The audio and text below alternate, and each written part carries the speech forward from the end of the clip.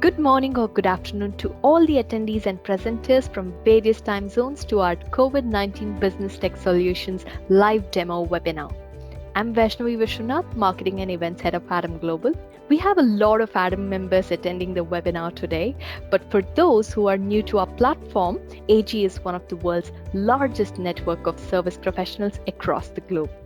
We have 500 plus members who are lawyers, accountants, tax experts, HR, business consultants, and advisors from over 75 countries. Today, in this webinar, we have received registrations from over 200 attendees from 80 plus countries. This webinar is co-hosted by Nulty, President of Stratagem Partners, who is also the member of Adam Global, and moderated by Nick Gowing, who is founder of Thinking the Unthinkable, as well as the co-author of Thinking the Unthinkable book. He was the former BBC World News anchor, and once again, I take this opportunity to welcome you all, and over to you, Nick. Thank you very much, Vaishnavi. Welcome to everybody, whether you're in the evening, during the day, or in the morning here in Europe, or maybe in the morning in the United States as well. I'm Nick Gowing, and my job is to make sure that this runs as smoothly as possible. We've got 6 presenters for you today. So what I'd like to do is, first of all, before I go to Ray Nulty, who's the president of Stratagem, just explain why I'm here. I used to be a main presenter, as Vaishnavi said, at the BBC, but when I was leaving the BBC 6 years ago, it became clear that things were becoming very different in this world, and we would have to cope with new threats, very different to what we assumed to be normal. And I was joined by Chris Langdon, director of the Oxford Research Group, months later, and we spotted very early on, 6 years ago, and far ahead of everything that's happening now, that the life we take for granted was no longer guaranteed. Things have got progressively worse, as we can all see from COVID, and that's why we're all gathered here today with Adam Global. I want to leave 2 words with you at this stage. First of all, conformist. One of our main findings, talking to so many leaders, is the following. The conformity which qualifies leaders for the top, in many ways now disqualifies them from appreciating the scale of disruption that they have to cope with, and then how to handle it. And the second one is maverick. Actually, you want more people who think differently within your organization. That's going to underpin all 6 of the presentations we'll be hearing shortly. We at Thinking the Unthinkable can help you navigate the extraordinary COVID-19 world we're now in. We are advisors. We can help you and your clients. Working with our partners, we provide fast analysis and insights on how the business world, companies like yours, are changing, drawing on what is needed to cope with disruption. And we've spoken already to 4 leaders around the world this morning to understand the enormity of what they face. But we can help you, above all, have difficult conversations inside your company. We can help moderate this kind of discussion, even on Zoom or GoTo. We can make sure that people want to talk to each other, and you can hear them as part of this process of dealing with COVID-19. And how crucially, given the scale of the economic downturn, to encourage you really to be maverick, to be non-conformist, sort of release the traditions and the ways in which you've been leading up to now. So we've got 6 presentations. The first one is from Ray Nulty, who is the president of Stratagem. Ray, over to you. Thank you, Nick. Good morning from a very unusually sunny Dublin. We normally have a lot of rain around here. So the World Health Organization is very concerned that we're at the beginning of a recurring cycle of extremely dangerous annual global pandemics, which we're neither prepared for nor indeed understand. This is even if we have a vaccine available during 2021. We're now entering into one of the greatest recessions for a century. No one knows what's the lasting damage going to be. And as business people, we're all very aware of the massive economic shock that is happening to us at the moment. Many have compared COVID-19 to a wartime situation and the need to mobilize all parts of the economy into wartime production to combat the threat. Most organizations are currently focusing on putting out fires, naturally enough. Many have put on hold strategic programs and other key developments, and are prioritizing fundamental activities to keep the business running. They're also radically reviewing any discretionary activities with little assessment of the longer term consequences of putting these on hold or scaling them back. And what they want to do is to free up capacity working capital and management resource to deal with the issues. We will be entering what's called the COVID-19 Ready stage in a number of weeks. This is the period after the pandemic reaches its peak and business attempts to return to some form of normality. Unfortunately, this period is going to last up to 18 months or more. And this represents the stage at which a safe COVID vaccine is developed and fully rolled out globally. We all have to plan for ongoing pandemic ready society, in which governments and communities will have to immediately take action to suppress small recurrent outbreaks before they grow big again. The goal for business and for governments will be to make sure we don't have to resort to the big lockdown again. There'll be strong measures in social distancing, data-led surveillance, and planning for disruptions to business and operations in target affected areas. And we're likely to see legislation, regulation, penalties to be introduced to manage behaviours and indeed mindsets. Existing leadership and risk management skill capabilities and tools will be deeply, deeply challenged to meet the demands of the new COVID-ready state. The way we work has already dramatically changed through COVID-19. Billions of people are now working from home, an extraordinary transformation in a matter of weeks. We'll never go back to the old ways. Painful as the transition is at the moment, it's here to stay, so organisations must rapidly reimagine their businesses. We need to recognise that potentially existing board and leadership skills are not the right skills going forward, and we must also accept the way we manage people may be inappropriate in the new environment, and we must accept that more decision-making processes may need to be developed to the front line. And businesses must also think some of the unpalatable. Social responsibility may become more important than profit.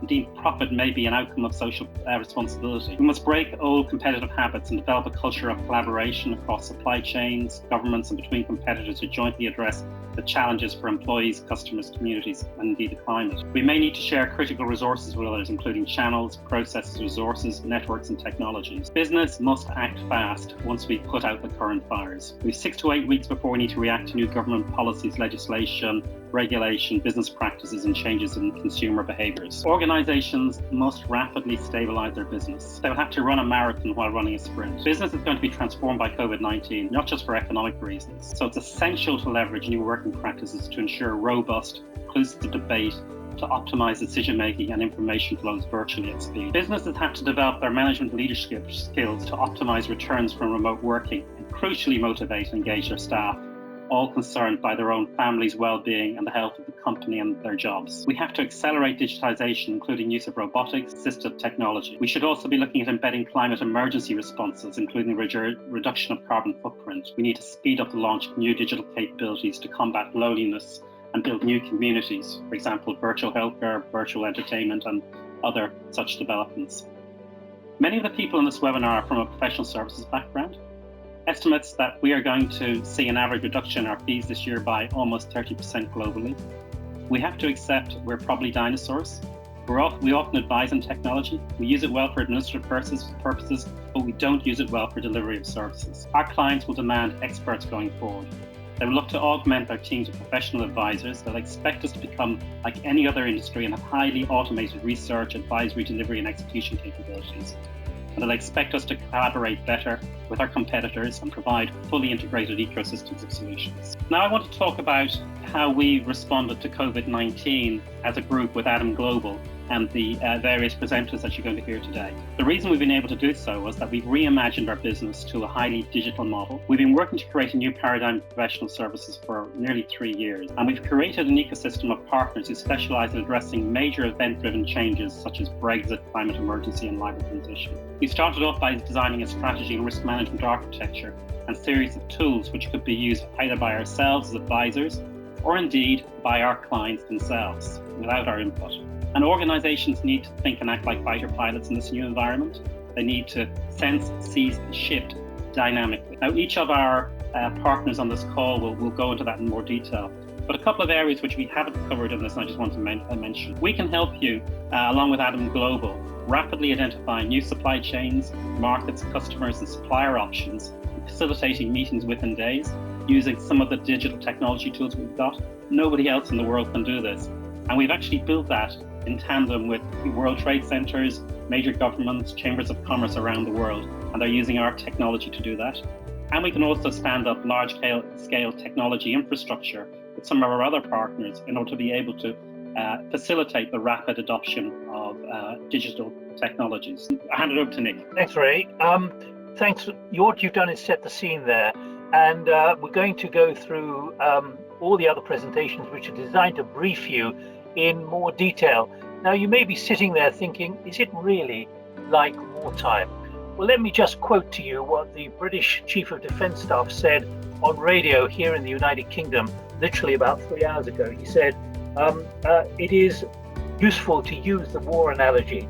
It's not a bad way to get people to think things in a way to get through this. There will be a binding sense of purpose to help us get us through this.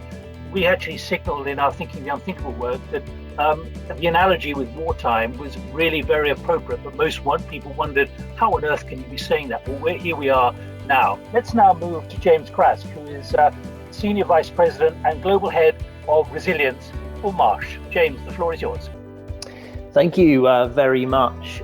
So my team is working very hard with clients across the globe in helping them respond to coronavirus, and we've been doing so since the emergence of the first outbreak in China at the beginning of this year. And what I thought I'd do really to start my session was to share some lessons that we've learned from how organisations are responding.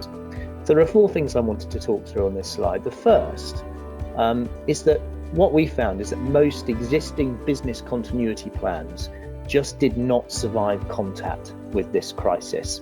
So what I mean by that is that the plans just were totally ineffective in response to the particular scenario that we were faced with.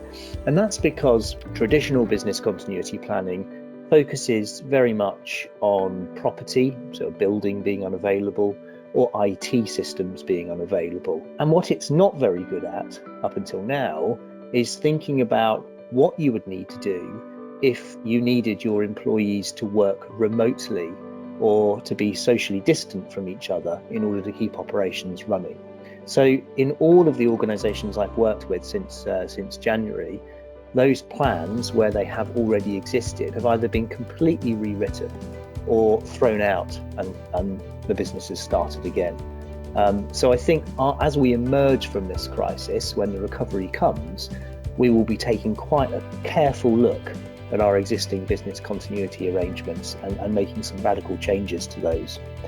The second lesson relates to information and how organisations collate information upon which to build and make decisions. What my teams have noticed in working with clients is that most businesses lack a holistic and authoritative information source that they can base consistent decisions upon.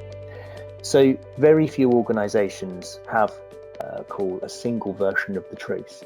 Instead, they have multiple inputs coming from governments, coming from the media, coming from internal sources, and also from the scientific community, all of which tend to conflict with each other slightly.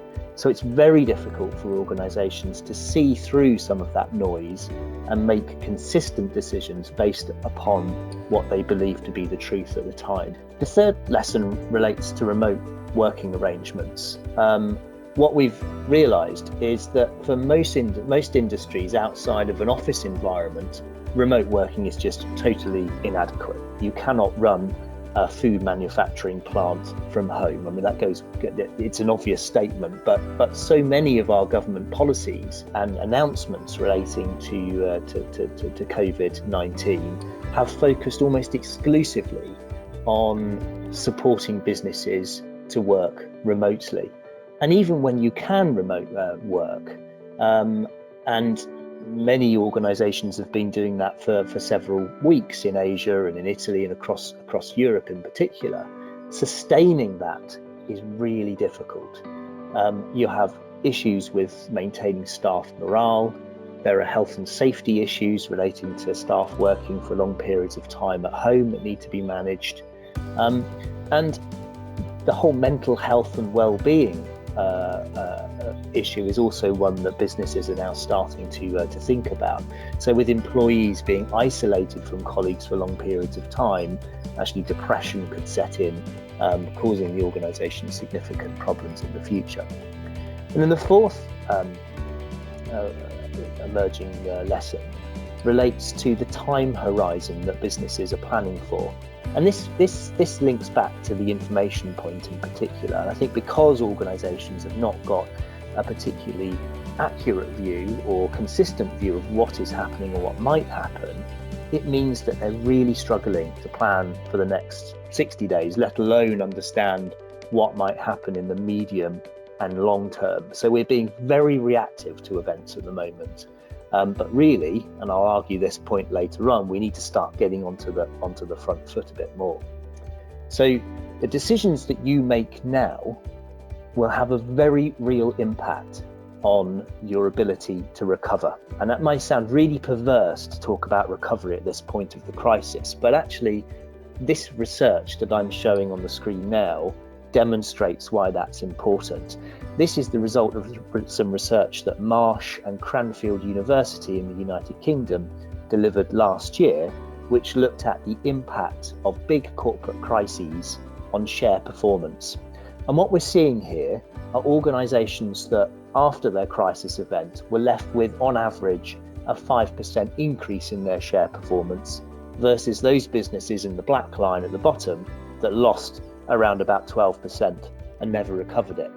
And what's interesting about the characteristics of how those organisations responded to their crisis, typically the businesses in the blue group at the top did better at handling the immediate aftermath of the crisis. So good crisis management, good recovery pays massive dividends to an organisation in the long term.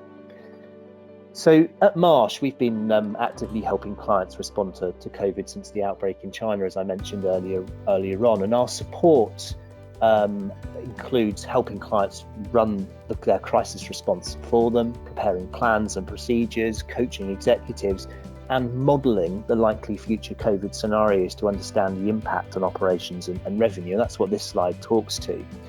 Planning for the future requires that single version of the truth. Getting that nailed down is really important at the beginning, and then building upon that, what you need are a set of real-time indicators to give you a sense of what business impacts to expect in the medium and long term and when to expect them. And then third box, modelling through risk quantification techniques the impacts on your business, focusing on financial and operational impacts to the organisation, and then ultimately giving you the business case to take immediate action to respond to events. The whole process that I'm describing here is designed to give you foresight and help you get ahead of the curve to begin mitigating the future impacts of COVID before they materialise on your business. Before handing back to Nick, I'd like to just stress the point I made earlier around how important it is to start planning now for your recovery. That will pay huge dividends to your organisation if you spend a little bit of time now quantifying the potential impacts on your business and putting in place the decisions that you need to take to avoid those impacts or reduce those impacts in the future. Nick, handing back to you. Thank you. James, thanks very much indeed. Just before we go on to the first of the other presentations, how much, given your first point you made, how much of a shock has it been to all your clients? In other words, realizing that the plans they've got cannot survive this crisis and they've got to start from scratch immediately. I don't think the fact that we've had a pandemic has been a shock, because we've been talking about that for years. It's been on World Economic Forum risk registers for I think at least 7 years or so. Where companies have been shocked is to see the scale of that pandemic and the speed of the pandemic's response. Most plans have sort of assumed that you would get a wave of infection spreading either east-west or west-east, and therefore as a global business you would have certain parts of your business impacted at different times and different parts of your organisation coming out of the pandemic and getting back to work. Quickly, what I'm trying to get at is how much were they shaken by the fact that they weren't ready for anything like this? In other words, realizing actually we're not prepared at all. I think people had assumed that they had plans and those plans were going to work. So yes, they were shocked that when they opened the front page and it didn't, they realized it didn't help them.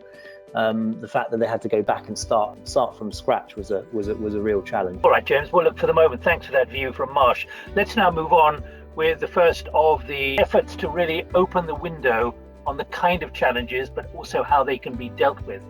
We're joined by Barbara Matthews, who's CEO of BCMstrategy Incorporated. Barbara, the floor is yours.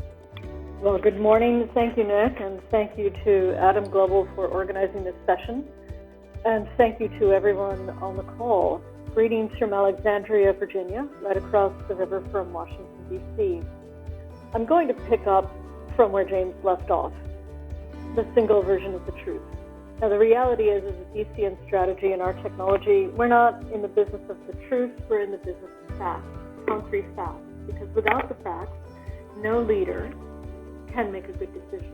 The scale and scope of information overload for strategy and knowledge professionals is significant. The wealth of information available to you is more than any individual can handle. And that is why we have a process that quantifies daily and globally the amount of information that flows through the public policy process. In order to fight this crisis, in order to reduce the uncertainty and boost confidence in your own decisions, accurate, actionable, and timely information is required.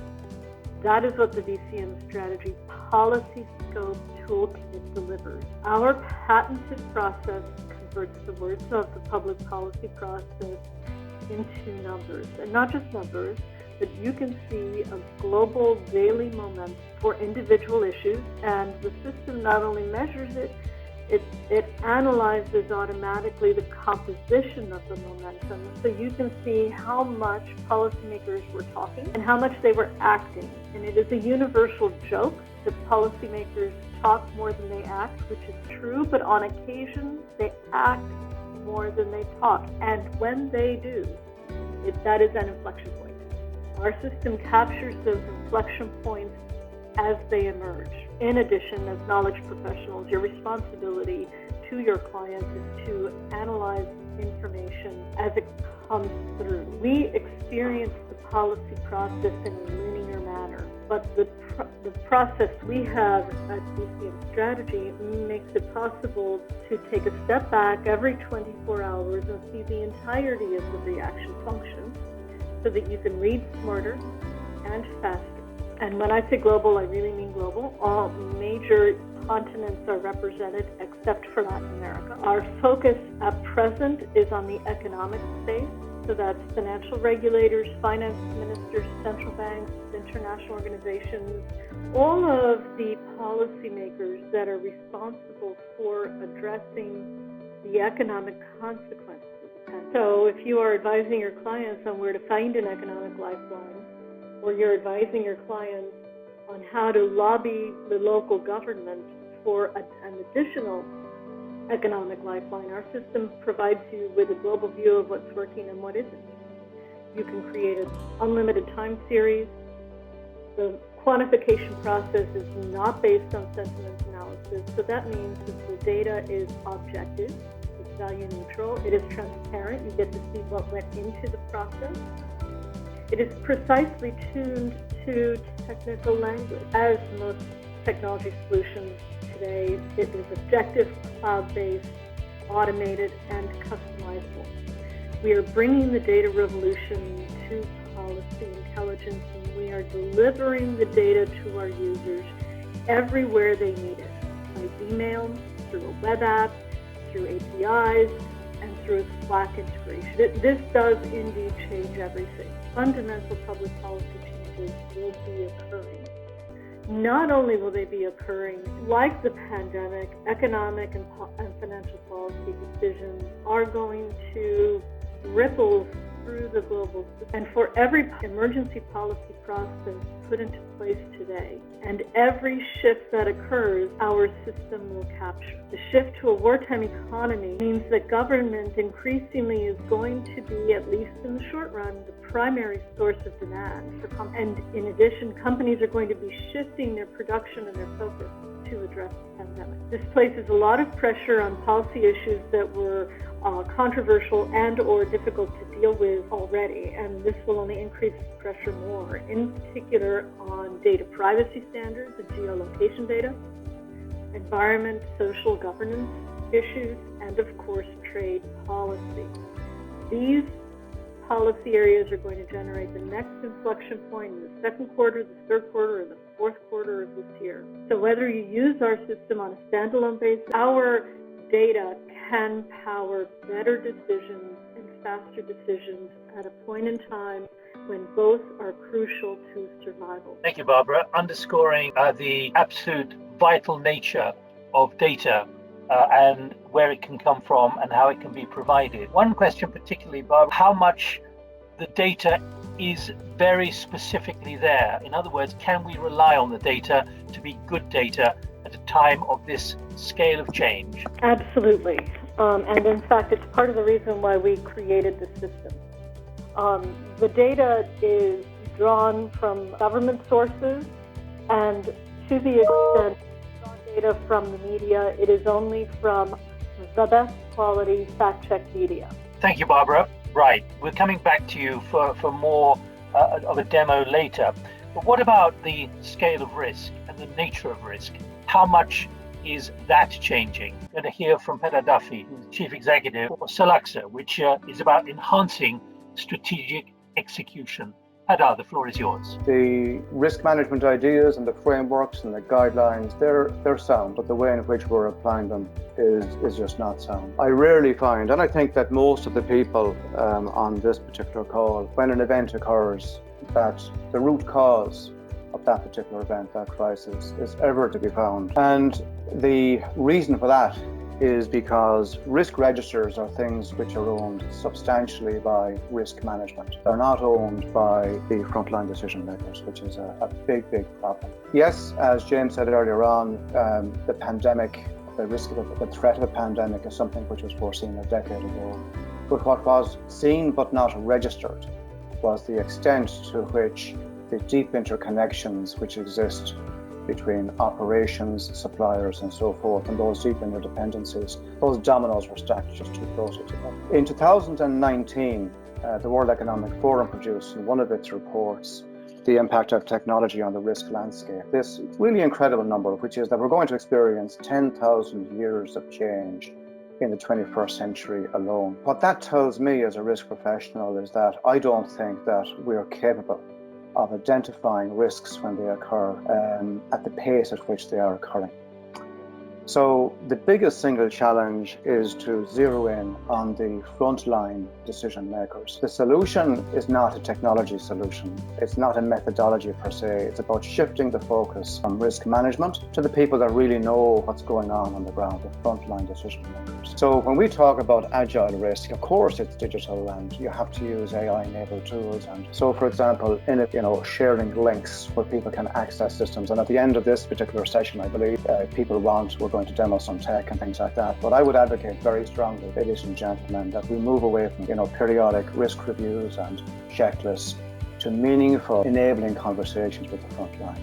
What I'm advocating is that we need to find a way of holding conversations with frontline decision makers at scale in a way in which a person can spend completing simple assessments which are fed into a back end that will algorithmically drive an output. And think of the autonomous car, an autonomous car with thousands of sensors. Think of your human beings, your frontline decision makers in particular across an organization as sensors. And instead of relying on risk managers that can't see what's going on in the front line, let's think of those frontline decision makers as the sensors in an automobile. Think of the organization as a vehicle with these sensors, and finding a way of getting them to share information back where information is algorithmically drive out reports that can be actioned.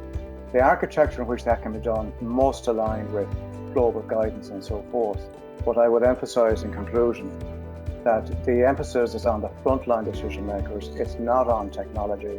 In some respects, it's old wine in new bottles. But if you're not focused on the frontline decision makers, you'll not be able to address confidently COVID-19 and other events as we're moving into the recovery period at the end of this quarter and beginning of next. Thank you, Peter. Before we move on, I've got one question here from Enrico Fadani in Switzerland from EF Advisory, which I think I'm adapting it slightly, but he asks about the challenges, the technical instruments for how this can be handled, how what you're talking about, where you say we are not capable of registering risk at the pace it occurs. Are there instruments that can be used there apart from just having discussions with the frontliners? The technology is not the challenge. Think about the traditional method of holding conversations and running workshops with people to gather the facts, and how people like the 100 or so people on this call perhaps then go back to their computers and put those facts to an Excel spreadsheet to try and filter the findings, and then having done that to present a report to management and so forth. Well, the reality is that there are multiple tools out there that can allow us not just to conduct workshops with 20 people, but workshops with thousands by simple online forms that collect information, algorithms through data cleansing and parsing and so forth in the back end to drive out results. The technology is there. The technology is proven, the technology works. And in many respects, I would emphasize it's about old wine in new bottles, but doing it sensibly and cleverly. Thank you, Peter. We'll hear more.